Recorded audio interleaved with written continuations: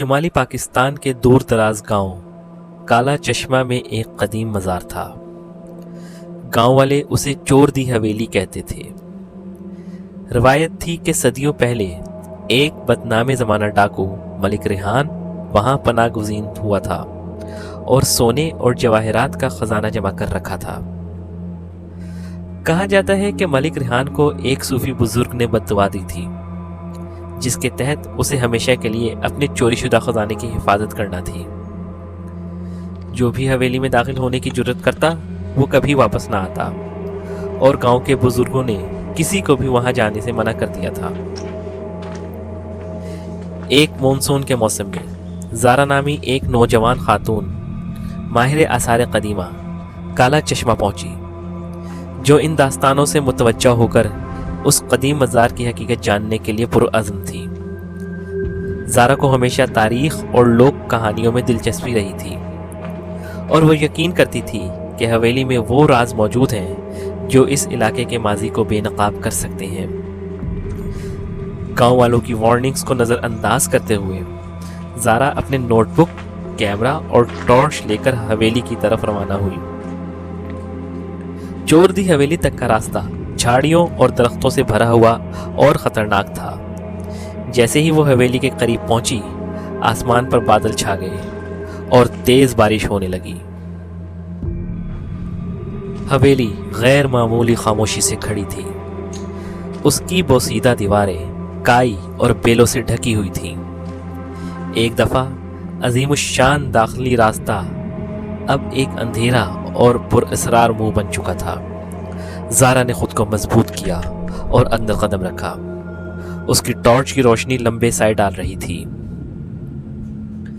اندر کی ہوا سرد اور نم تھی، جس میں کافی بدبو تھی۔ زارا احتیاط سے کمروں میں چلی۔ جو کچھ اس نے دیکھا اس کی دستاویزات بناتی رہی۔ حویلی پرانی، ٹوٹا ہوا فرنیچر اور ملک ریحان کے دور کے آثار سے بھری ہوئی تھی۔ زنگ آلود ہتھیار، بوسیدہ نقشے اور دھندلی تصویریں۔ بوسیدگی کے باوجود زارا کو ہوا میں ایک عجیب سی توانائی محسوس ہوئی، جیسا کہ گھر زندہ ہو اور اس کے ہر قدم کا مشاہدہ کر رہا ہو۔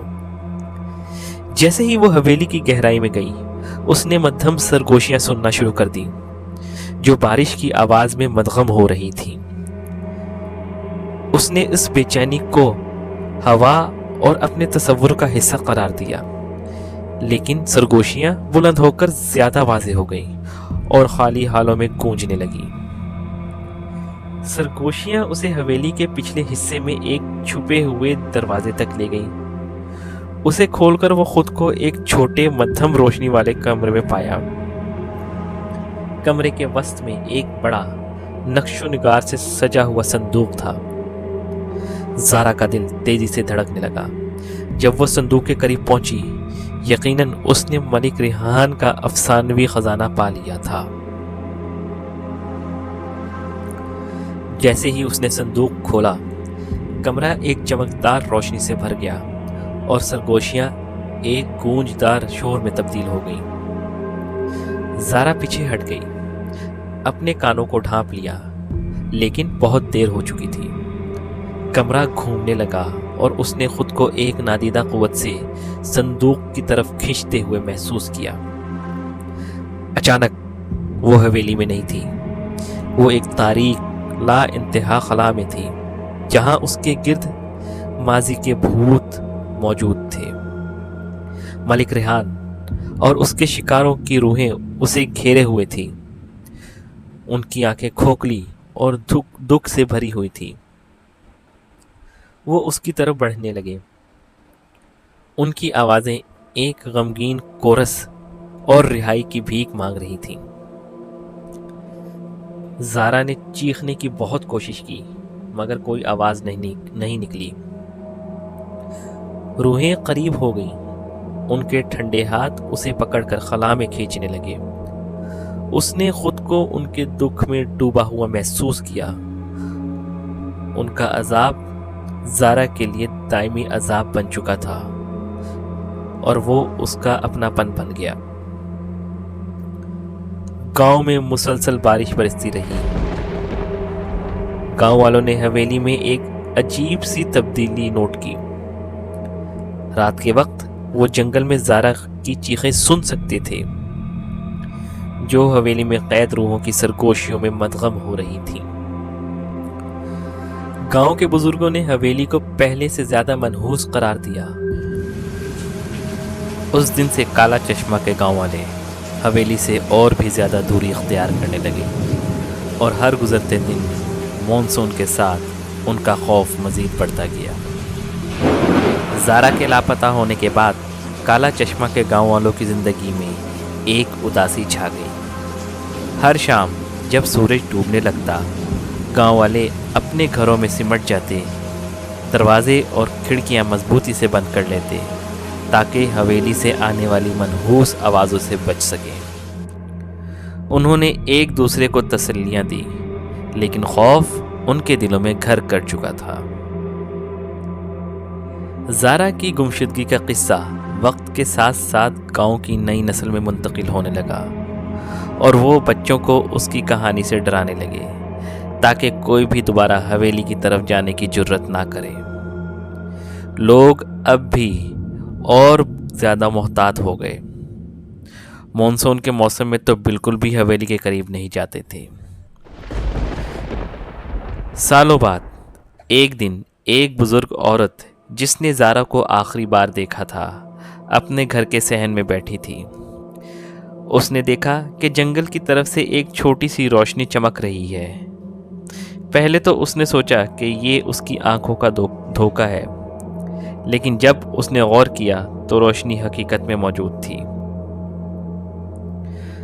कुछ लम्हों बाद रोशनी करीब आई और उसने देखा कि वो रोशनी किसी इंसानी शक्ल में तब्दील हो रही है।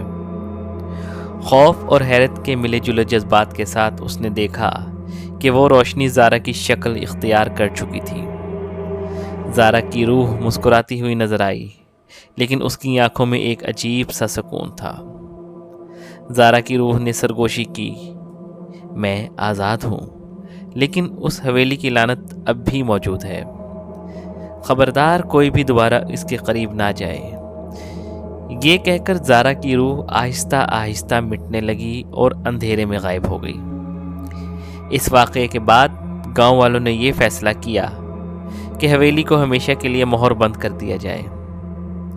बुजुर्गों ने दुआ की और रूहों की तस्कीन के लिए कुर्बानियाँ दी। हवेली के चारों तरफ एक मजबूत दीवार बना दी गई और उसे हमेशा के लिए बंद कर दिया गया। गांव वालों का ख्याल था कि ज़ारा ने अपनी जान देकर उन्हें बचा लिया था और उसकी रूह हमेशा उनकी हिफाजत करेगी। वक्त गुजरने के साथ साथ हवेली की कहानियाँ सिर्फ कहानियों तक महदूद हो गईं, लेकिन गांव वाले कभी भी उसकी तरफ जाने की हिम्मत नहीं करते थे। काला चश्मा में जिंदगी फिर से मामूल पर आ गई, लेकिन हर मॉनसून की रात जब बारिश बरसती, गांव वाले ज़ारा की कुर्बानी को याद करते और उसकी रूह की सलामती के लिए दुआ करते। हवेली अब भी वही मौजूद थी, अपने अंदर वो तमाम राज और खौफ छुपाए हुए, लेकिन कोई भी दोबारा उसकी तरफ जाने की हिम्मत नहीं करता था।